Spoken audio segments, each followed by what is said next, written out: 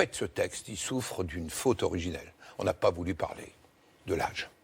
Et on est tourné autour de l'âge, souvenez-vous, âge pivot, âge d'équilibre, quand on ne parle pas du grand-père.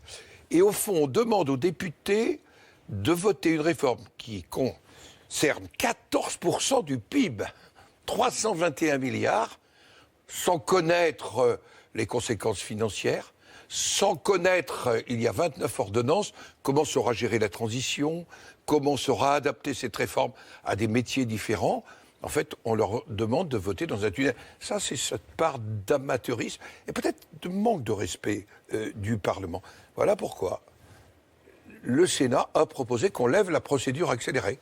Parce qu'en même temps qu'il vote la semaine prochaine, la conférence sur le financement ouvre. En même temps que se prépare le débat, demain ou après-demain, il y aura une discussion autour du Premier ministre, autour, par exemple, de la pénibilité, autour de la sortie progressive des retraites, enfin des retraites progressives, voilà des sujets. Donc vous demandez... Climat de tension dans ce pays, climat de violence, attitude inacceptable.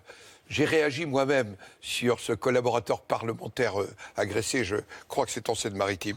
Tout ceci traduit une démocratie a besoin de débats, mais elle a besoin de débats apaisés, car sinon ça n'est plus réellement une démocratie en bonne santé. Je crois que aujourd'hui, cette fracture dans le pays, elle n'a pas commencé avec l'élection d'Emmanuel Macron.